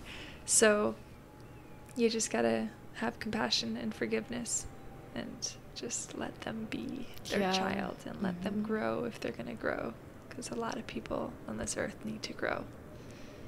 And it's so hard to like surrender into that, because like, as I was even saying before, like we try to jump to any timeline except for our own, and like the only person we can really help is ourselves, and the only person we can really change is ourselves. And like by raising our own consciousness and by healing ourselves, like that's the way that we're going to be able to affect anyone else. And I mean, we do affect people all the time, and we can help other people all the time, but like this one, like this person that you're in right now, like this body, this mind, this soul, like that's the one that you're so connected to. Like you literally, like we identify as if we're in these bodies and in these minds. Like you got to start here first. Right. And that's something that like came again, like a lot of these lessons will like come up multiple times, but obviously I'm still learning because they still come up. But like a couple, like I think it was like a week ago, where I'm just like, damn dude, I'm just like feeling whack. Like I'm not feeling connected. Like life isn't vibrant. Like whatever. I'm just like, you need to start here. You need to start with this one, like this person right here. Like, how is this body doing? How is this mind doing? How is this heart doing? And then you can move on to, oh, like what's my appearance, or oh, what are my activities, or oh, what are my friends, what are my relationships, gotta like start with what's closest to you, which like I don't know, at least for me, like I often like forget that I'm like in my body all the time because my attention is everywhere else. I feel you. The book I let you borrow, A Wise Heart by Jack Kornfield. I have not read it. It's okay. It's a great book about like Buddhist psychology. Guy travels and studies in monasteries and ties the bridge between like Buddhist and Western psychology. It's very interesting. And he uses the analogy at one point of how if you think of your body as like a house, like you think about if you went and rented a house, it's providing shelter, it's providing a safe space, it's providing a place for you to cook and clean and live and sleep and be cozy and comfortable, and you're just renting that house. And if you are renting your body, which we are, I mean, depending on what you believe in, I guess, but I think everything's borrowed. Yeah, you're just borrowing this vessel, this machine, this, I don't know, this carrier of your soul. And we wouldn't just starve our house or hurt our house or make our house work out, or we can repair it, we can take care of it because it's taking care of us. But then why do we do that to our bodies? Why are we so mean? It's just this little house that we're renting. It's not really ours. Maybe I guess it's ours. I don't know. I don't know. Might as well treat it like it's not ours, like it's someone else's, and be nice to it. I wish I was able to take on that view more often. Like, I will come back to it as like something that I know, but the actual living that out gets lost so often. And I was even writing today. I was like, why do I do these things? I was like, I guess it's just like my karma or whatever. But I'm like, I know like how I should be living. Like, why am I not doing it? Right. And like, it doesn't feel like I have a choice. It just feels like it's something that I need to live out, like just with like that principle of like karma and dharma. But I'm just like, dang, it's so frustrating sometimes where you're just like, I know how to treat myself with respect and with love and with kindness and compassion, but like I'm often like so far away from that. But then at the same time, I like will look back like a couple years ago and I'm just like, ooh, that was cruel. Yeah. It's all about that discipline. You got to have the discipline in the moment and enough presence to apply that discipline. I think of like first realizing, then kind of formulating a plan, like realizing what the issue is, formulating a plan about how to avoid or improve or make nice, and then applying it. And so that's where the discipline comes in, and that's the hardest part, I think. And it's just all a matter of consciousness. Like that's what it always comes down to. Like as you begin to raise your consciousness, and by saying that, I just mean like you're just more aware, you're more present, your mind isn't all over the place, your mind is like, your attention is at exactly with clarity what's occurring in this moment. And like I'm saying that like this because like we think that we're present, and I think that I'm present, but I'm not. I'm like here sitting, but my mind is somewhere else, and I even will think my mind's not somewhere else, but it is. So like getting like super honest with yourself about that, and then just like cultivating that awareness and cultivating that consciousness, and just like as a byproduct of you being more conscious, like you're not gonna want to do things that are harmful for yourself because like you're so clear on the cause and effect like principle that we experience. I was just thinking some people listening to this might think we're crazy or like we're hippy dippy fluffy people, because I think a lot of people don't know how to sit with themselves, and I'm totally guilty of that. I feel like sure, maybe I'm one step ahead of a lot of people as far as like recognizing that I need to sit with myself and setting that time aside. I had a client this morning I massaged and she just doesn't listen to me at all. Like everything she asks me for advice of stretches and everything, but as soon as I open my mouth she just starts blah, blah, blah. And it's like those people, she's like, I hate stretching, it's so boring, blah blah blah blah blah. And I'm like, okay, we'll try with 5 minutes a day. What are you gonna do otherwise? You're gonna distract your brain. You're going to go on Instagram, you're going to cook food, you're going to watch TV, you're going to, I don't know, do something else that is part of our life and we need to do in small quantities, I think. But sitting with yourself and learning how to sit with yourself and starting small is a very, very special thing, and it's a hard thing to take on. Hard. And it's an unknown thing for many people, and I think that that's very important for growth. I agree, and I think that some people who may be listening to this, they might automatically respond, oh yeah, I know that, or like I know myself, or I know that this is good for me. And that's something that I often do all the time, but like I don't know anything. Like I think I know things sometimes, but I really don't know anything. And like even when we're talking about topics such as like presence and purpose and like whatever it may be, I'm like, yeah, I know it to some degree, but like, man, there's miles and miles to go. And you always have to keep that beginner mindset and like coming from that place of not knowing and coming from that place of humility, because otherwise you're not going to grow. And then you're going to question, why is life feeling bad? Like not even from a, like for me, like life can feel bad, but I'm just so clear and I'm just like so conscious that like, I'm like, yes, this is objectively bad, but I'm still fine. But then like, you know, there's people who like, it's like actual suffering where they feel so trapped and like, and like from like that place, like you're never going to get out of that place unless you get honest with yourself and you sit with yourself. And a lot of people are like, I don't need to sit with myself. Like I already know myself. I already know life, like blah, blah, blah. Like then do it.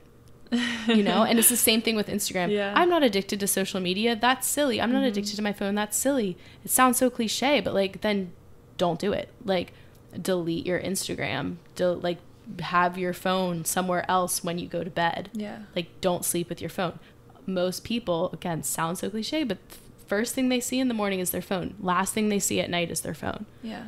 And like, there's so many things where like people are questioning why they're not happy, and they fail to look right in front of them as to what they're doing with their day. And Yeah. I had to do this with myself. I think I was telling you, like last week, I was like when I started to like have a little bit of space when I wasn't running around, I'm like, why do I feel so bad right now?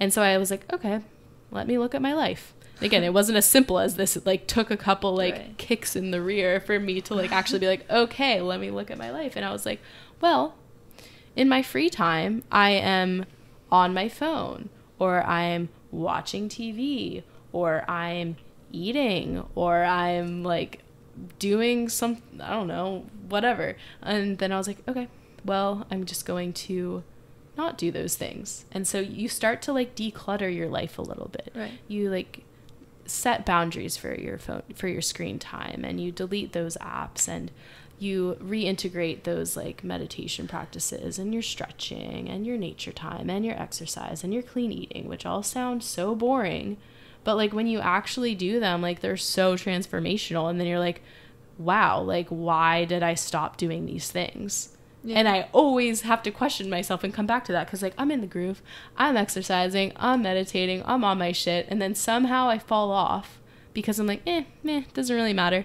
And then I fall off, and then I get back on. I'm like, why did I stop doing this? Like, did I just think I was above it? Did I just think I was stupid? And it just really humbles you so much.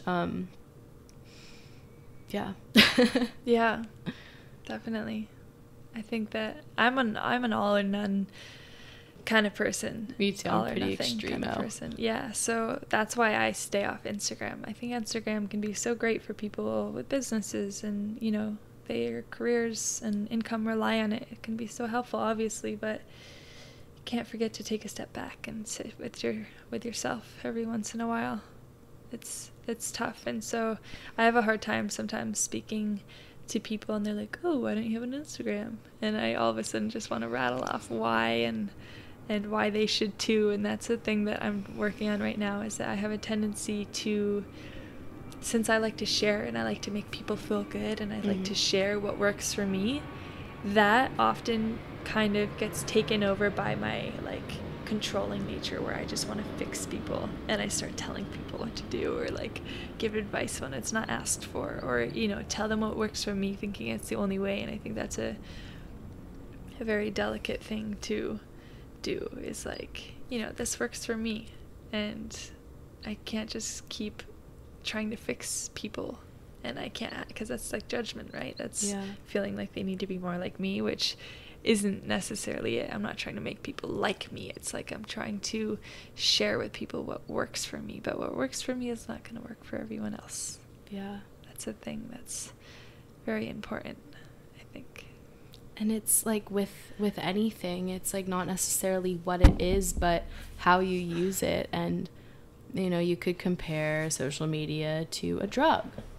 Sometimes having a couple drinks can be like a beautiful thing, because like it just like maybe you like connect to someone that you've never connected with before, or like I don't know, like maybe you like smoke a joint, and like that's something that like you just like needed, right? You know? And like for some people, like maybe if they have an addictive personality, or like maybe just like a certain drug's just like not for them, like they just need to do that all or nothing. And that's like a big thing with alcoholics. It's like, well, like you could have a drink once in a while, but is that going to lead you down like a downward spiral? Yeah. So like they have to set that boundary of like, no, I'm just not going to drink. And it's the same thing maybe with social media. Like, you know, it's not the thing itself that's bad. It's how you're using it. So, right. You know, and it's like kind of like the same thing with psychedelics, I think a lot too, is like psychedelics can be like this, maybe that's a better example to use than like alcohol and weed. Like it can be such a beautiful thing to bring about so much clarity and introspection and like spiritual like experience into your life, and open you up to the possibility of other possibilities. or it can become like an escape, or it can become, oh my God, this is so fun, it's so chippy. Yeah. And in that same way, it's not the thing, but how you use it. And I think for Instagram, it can be so cool. You can like see like beautiful art, and you can get inspired by all of these incredible teachers and like people who are like outliving their dreams. Or you can just like be on there like getting like into a comparison mode, or just like seeing a lot of memes, or like something that like I always find myself doing is like I'm like not a big Facebook person, but like when I like go onto Facebook for some reason, there's all these videos of like life hacks. It'll be like, if you take a spaghetti strainer and fill it with like soap and then like put a Q-tip in it, like you can use it as an umbrella, or like okay, I literally don't know where that came from, but do you know what I'm talking about? Those like little videos. And then I'll find myself like 15 minutes deep into this like life, like little like hacks videos. I'm like, I could use all of this. And I'm like, no, when am I ever gonna do that? Never. But it's entertaining. Yeah, and I just like get like sucked into it. And like, yeah, you can get like sucked into that, or you can use it to like network and blah blah blah. So that's why I was just like, for me, I'm just going to, at least for now, just have Instagram on my computer if I need to use it. Yeah, brings it back to what you're saying about how you can't really change anyone else, you just have to change yourself. And so Instagram isn't really for me, but maybe if I changed my relationship with it, maybe if I stopped doing the comparison thing, I just like, I don't know how to yet, you know. When I get on it, my work, our yoga studio wants me to get on it and start advertising myself and like pulling in more people to the studio, but I can't help but go through what Instagram is designed for, to be addictive. Like, it's literally designed to be addictive. It is. And so it's really hard. I haven't figured out quite yet how to have that healthy balance with it, of not getting sucked in. I mean, I guess I do, because I know that's when it's time to delete it off my phone. You know, I had it for about a week and spending like 15-20 minutes on it every day, like minimum. And I was like, oh my gosh. And that's awful. So mild compared to most people. Yeah, and so I would just delete it, and I was like kind of scared, and I was like, wow, this is like, I feel out of control, like I can't do it. So I have to respect, I guess, that, you know, it is designed for that, but I have to change my relationship. I can't keep judging Instagram. I can be bigger than Instagram. I can be... Yeah, and it's just kind of like a wave. It's just kind of this like inanimate thing that exists. Yeah. And you're like, okay, it's a thing that exists, and like I can get like mad at it or whatever, or I can just like recognize, oh, surfing just isn't for me. Right. And so like maybe Instagram just like isn't for you. And maybe surfing, I'm going to learn how to surf. But, you know, it's just... it's not right or wrong. It's just whatever you like. Yeah. And maybe it's just not for you right now, or maybe it's just not for you ever, and it's like not a thing that you need to survive. It's not. It's very it's just a little tool. Yeah, it can be a tool, but it also can be kind of like a megaphone for people with like ego issues. Everyone has a voice now because of social media. And that's such a beautiful thing, but at the same time, like, it can just magnify egos that have weird intentions, you know. And I see it as that now, as I start to learn more about consciousness, and I just see what people share, and I'm like, why do you feel like you need to validate yourself through this? Because it is a platform for validation, and for people to gain the sense of belonging and value, and there's so many aspects to it that I think are so wrong. But then sure, it can be great for advertising yourself and growing your business, but to me, it's just this world of disconnect. It just takes people farther away from nature and sitting with themselves, and more into like patting that or little voice inside your head on the back, you know, and kind of like egging it on, like yeah, let's show everyone what we just did this weekend, and like how cool I am and how good I look, and you just have so much control, and it's just so weird to me. I don't like Instagram. I like scrolling, but then I'm like, this is ridiculous. I'm judging everyone because they're just trying to show themselves. But why are they trying to show themselves? Why aren't they just living their life? No, and I definitely like will get into that, because I'm like, it's fun for me to like share a picture every once in a while, but then at the same time I'm just like, haha, why? Like, who am I trying to impress? Yeah. I don't know who I'm trying to impress. Yeah. Probably myself, honestly. Yeah, I think it is. I think it's kind of, you need that sense of security, like Yeah. that like, I'm cool too. Yeah, hey guys.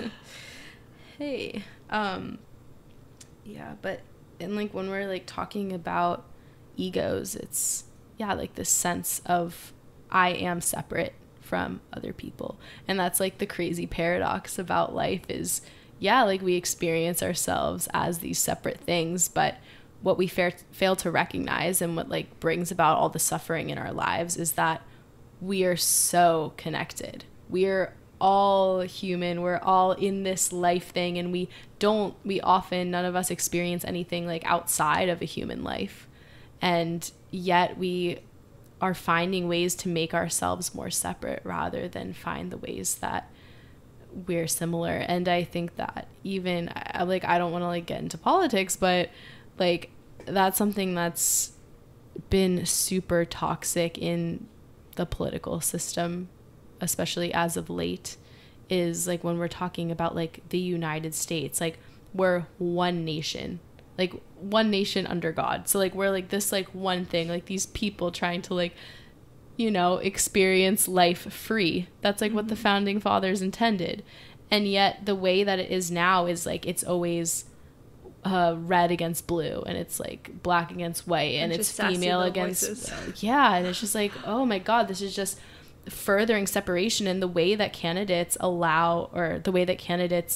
try to drive more voters towards a certain party is by making the other party the bad guys. And I'm just like, it's all about geez, dude, like separation, control, keep everyone underneath you fighting and disagreeing so that they don't unify and keep us this sounds like super like conspiracy, but like keep everyone distracted so that they don't like look into themselves. But it's so true, dude. It's so true. And like you know, we go around through life with all of these companies selling us, you need to look good by wearing this shirt, and you need to look good by having your hair like this, or believing in this, or watching this movie, or being associated, a professional at this, and it's like winning this gold medal, and like we're walking around listening to other people, and it's not necessarily one person, but it's just, and it's no one's fault, it's just how things are, but we're looking around kind of waiting to hear what we are, waiting for people, whatever that may be, to tell us who we are. And because people are constantly telling us who we are, you're a girl, you're this ethnicity, you're this political party, you're this career path, you're this height and this weight and this social status. So you never are asking yourself who you are. And that like keeps us like in a trap. And like that's not even something that is like, what's the word? Like particular to modern times. Like that's something that's existed throughout history, but I think we're getting further and further and further away from like that basis of, and like, who am I to say? I don't know. I wasn't around like back in the hunter-gatherer societies, but I mean, at least there was like a little bit more like connection and like reverence for life then, because life was like more scary. There was like an impending death. Life is scary now. But like now, like it seems like a little bit removed. I'm like, oh, there's like social death, and there's like career death, and there's financial death, but like actual death feels a little bit more removed. I wonder if like that's a thing, is like people like don't consider death as like much of a thing. Like I don't think about like death a lot. But like I feel like back in the day, like that was a very driving factor. It's like, oh yeah, I just like don't really want to die. That's funny. I think a lot of people are afraid of dying. I'm afraid of dying. It's like the ultimate unknown. Unknown. But then, you know, how have we gotten to this place where everyone's just not everyone, I can't generalize, but a lot of people are so unhappy. They're just like afraid of dying, so they do these things that they think are feeding their souls, but they're just like patches, band-aids. It's one thing that is interesting. I like to live off the grid as much as I can and kind of like stay neutral. And I made a vow to myself when I started yoga, like because I was really inspired by these two women in Costa Rica, Yali and Nikita, really amazing girls, women, and they were so cool. And like they had Instagrams, but they had like, I don't know, 200, 300 followers. I'm like, damn, they're so good. They're so wise and strong and beautiful and authentic. And I want to do this. I don't want to use Instagram. I want to be authentic. I want to be that yoga instructor that people just find and they enjoy my class. But I'm not, hey guys, hey everyone, come look at me. Look how great I am. Look at this post I'm doing, and you know, posting words and stuff. And if I want to move forward in this world with the rate at which technology is growing, I feel like I do have to find that happy medium of fitting in, and like, am I going to be able to be successful if I try to stay authentic and like off the grid? I don't know. I might have to go outside my comfort zone, and I may have to take in these things that I'm so against, such as like advertising myself. Such a weird thing. I think I've also struggled with that because I have made a platform on social media. It's not a big platform, but I have a platform. Yeah. And, you know, I have my podcast account, and I have my art account, and I have my personal account. And those are platforms. Even though they're like small, they're still platforms. And I am essentially, that's not really like my main goal by posting on there, but essentially like I am advertising myself. I mean, I guess specifically with the podcast page, literally all I do on there is I say, hey, there's a new episode out, go listen to it. But yeah, like there was always like this like little question for me. I remember talking to my friend Tommy about this when I was making my art page. I'm like, ooh, like, is there going to be a point where I feel like I'm like selling out at some point?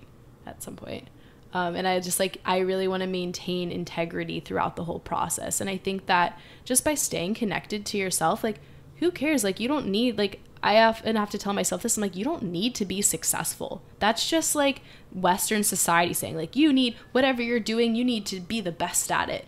Like, right. Whatever. I'm like, why? Like, what if I'm just want to be happy and I'm not known and I'm not some big like star? Yeah. Like, I don't even know what that would mean. But like, what if I just am good here? You know? Right. I don't need to like advertise myself at all. Or maybe I do want to a little bit.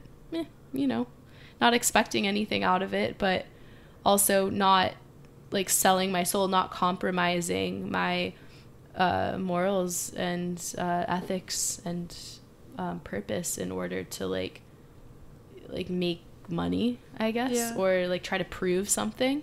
Like, what am I trying to prove? I guess everyone has a different definition of success. Yeah, I think that's right. I think I really like your view of like, I don't know, like success to me isn't similar to what you were saying, isn't, you know, just to make money. It's to just be happy and do your thing. But I guess what I'm kind of afraid of is being pushed aside from all these other people that are more shiny. Just the idea of like getting a job here versus like what I've been doing, which maybe hasn't always been what's the word, sustainable, as far as like what I've been doing to travel. But the world is just such a crazy thing that people judge you off of a resume and your accomplishments. Of course you need education and experience to be the right person, to be the right doctor, you know, things like that. But there's so much judgment in gaining jobs and positions based on your resume, and if you have gaps in your resume, you're not considered. And that's a crazy thing to me too, because it's like, that's something I try to keep in the back of my mind. Like, okay, how can I prove to people that like I am worthy of this job? And at the same time, that's why sometimes I'm like, fuck all of this. I just want to, and it's so funny. Like I knew you had lived in Costa Rica, but I didn't even know that it was for as long as you spoke about. But for some reason, that was like one of the first places that popped into my head where I was just like, you know what? I can try to do all of the right things, and I can probably do them and do them well and like be successful if I really want to, but maybe I won't. Either way, I was just like, why don't I just like flip the table and like you know, screw all this and just like move to Costa Rica and just like be, or maybe not even there, I don't even know how that would work, but just like move somewhere where like I like just live a very simple life and like whatever. But I'm like, like would I be happy doing that, or would I be more happy doing this? Who knows? It's like not like either one is right or wrong. It's just, it's just being sensitive to listening to like what's right for you. The way the world works though, you need money. I know. You can't just live a simple, I mean, you can live a simple life, but if you want to set yourself up somewhere, like, you have to have a plan B. You have to have money. You have to be able to have a little bit of power in order to choose the life that you want to live. Of course, like, you know, people live very simple lives and make a minimum amount of money and only get what they need. And I know some people who have like 10 outfits and that's all they have. And I have like 30 outfits. Still, that's so little. But yeah, it's just you get lost, I guess. Yeah. And I think like with living a simple life, for some reason for me, I feel like it would be more difficult to get lost because I would be there with so little distractions. And then, you know, I'd kind of like be able to build my life up a little bit like from like that, like having completely nothing. And I think that's what's really attractive to people who are really into minimalism. Like I've heard stories of people who are like super successful and then they just like sell everything and they have like a backpack with like a shirt and a toothbrush and they're just like, okay, let's start again, clean slate. But then at the same time, there's like that money aspect, and I like to have some nice things. Like I'm not ever someone who's like gonna want to be like flexing, chains dripping, like rolling around in like some foreign fancy car, but like I do want like some nice things, you know, like I want to be able to travel and that costs money. And like I want to be able to like do a lot of outdoor activities and like those cost money, even though that's like still like living like kind of like simply in some regards, like at least like for me, like those things do cost money. And Taylor and I were talking the other night, we were just so frustrated, we're like, why does it cost so much just to be alive? Like I didn't ask to come here, like I was just born and like now like it just is so expensive to just literally like live, like food and shelter. Like I guess food like a little bit, I'm like it's so expensive to just like live, like fuck. It really is. Neil always says you gotta play the game. It is a game. Yeah. But sometimes you get a little frustrated and you just want to like smash the computer. Or win the lottery. Yeah. Or like if Sims, you find hacks. But even that, I don't even like that. Ugh, I don't even like the fact that I want to win the lottery. You think that you would do better with it than like some bozo would. Yeah, I do think I do think I would do better with it too. I'd be smart. I wouldn't go buy a yacht. Yeah. Let me find like a closing question. Okay. Because I feel like this is a good time to wrap it up. Kiba, would you like to say something? I wonder if you can hear him purring. Okay, anyway. What is like the theme of your life right now? This is something that like I've asked I like to ask my friends a lot, especially those whom I don't see a lot. The people that I don't see as often. I like to ask them what the current theme of their life is. And especially like with the podcast, like I feel like you're able to most authentically share and talk about like what is going on right now for you. So what's the theme of your life? What's going on in your experience? Not even just like events, just kind of like the vibe. I would say slowing myself down. I got this hat a few years ago and I wore it traveling and it says slow yourself down.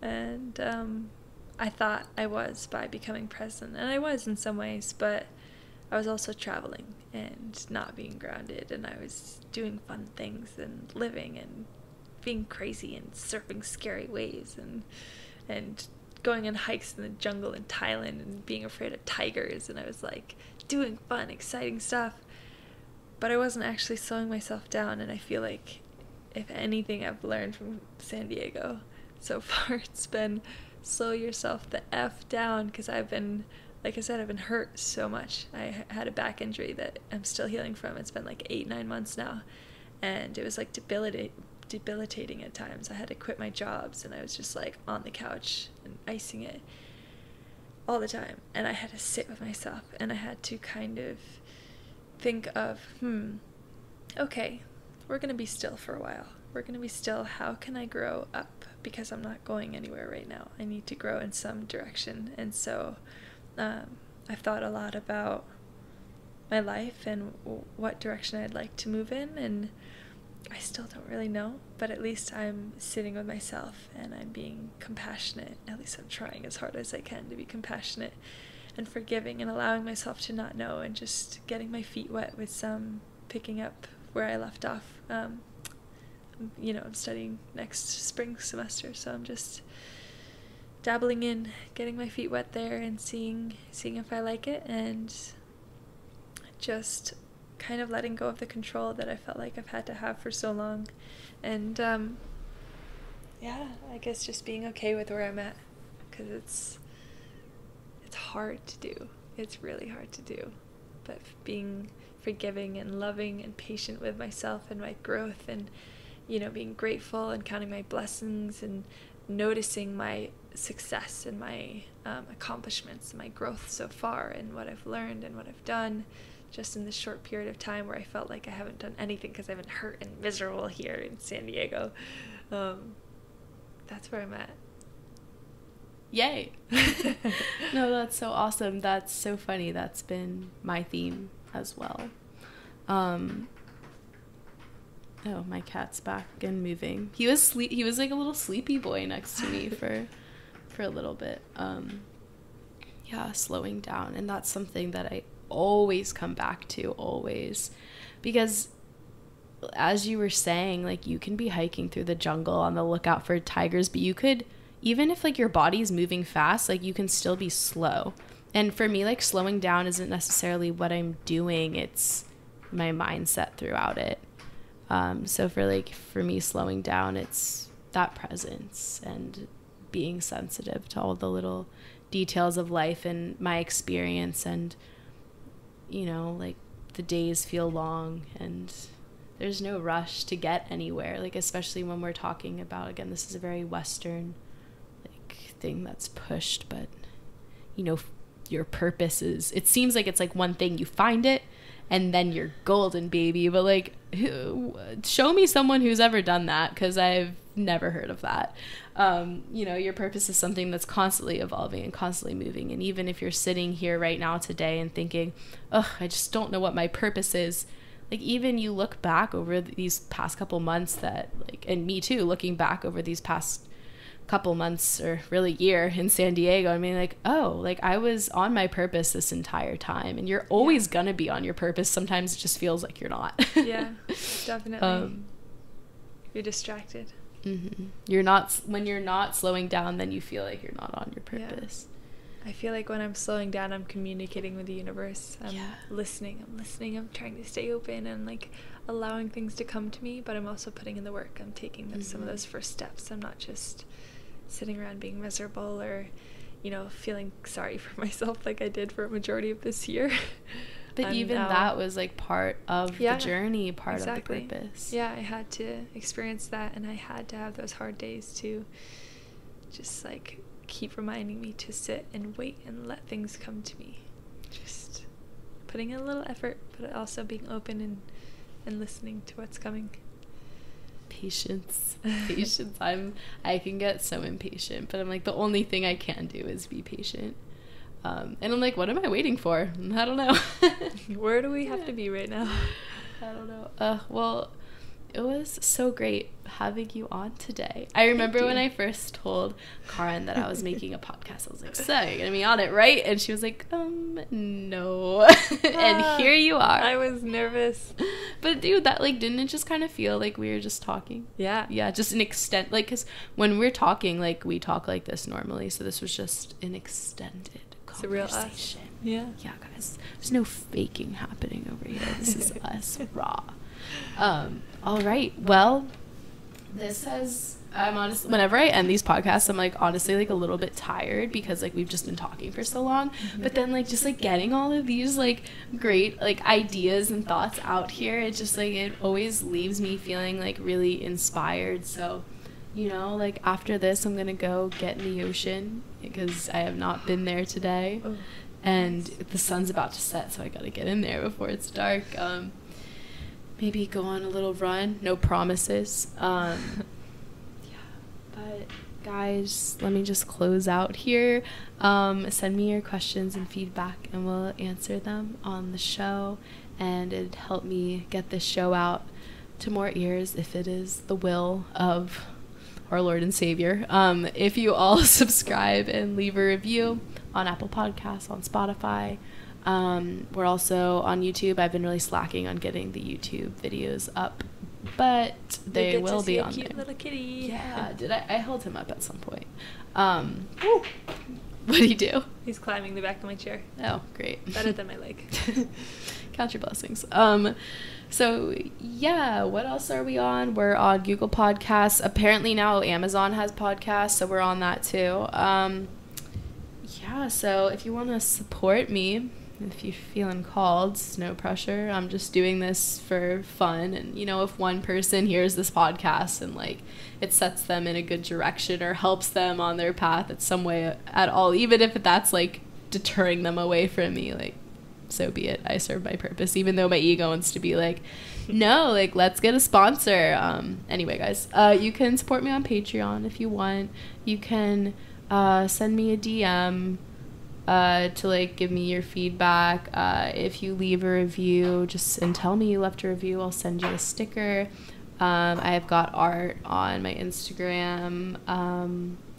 And is there anything that you like want to plug? When I say this, some people like leave their Instagram, or sometimes they'll plug like a quote, or like Neil plugged Surf Dough. Swim Dough.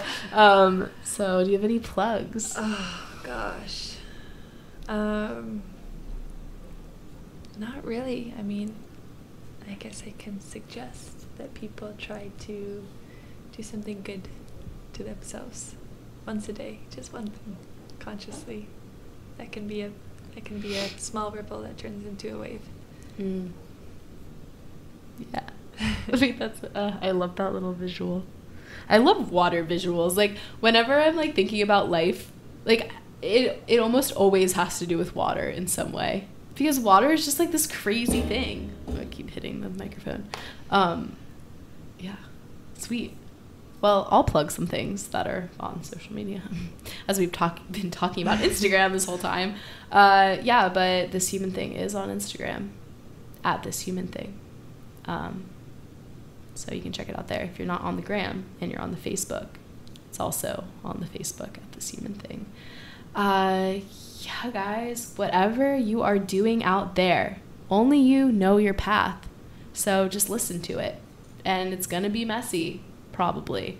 I know for me, as soon as I started listening to myself, I was like, ooh, I just became a lot more aware of how bumpy the road was. But at least I knew that I was driving a car. Before, I was like, what is this thing I'm in? This is a really poor analogy. Anyway, but I'm like, okay, yeah, there's a lot of crazy turns in the roads, and there's a lot of potholes, and I keep getting stuck in the mud, but I'm getting up this mountain, you know? So you guys got it. We believe in you. Yeah, whatever you're doing, keep doing your thing. Peace in, peace out. Bam. That's it. That's the money, baby. Oh, we're still recording. Hey, what's up? Okay, bye.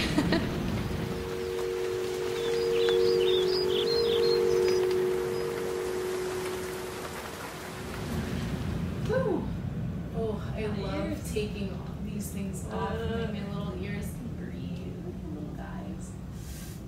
Cat has the laser on and is playing with it. Alright. Goodbye. Goodbye. I like using your bathroom. You like using my bathroom? Yeah. Have a good time in there.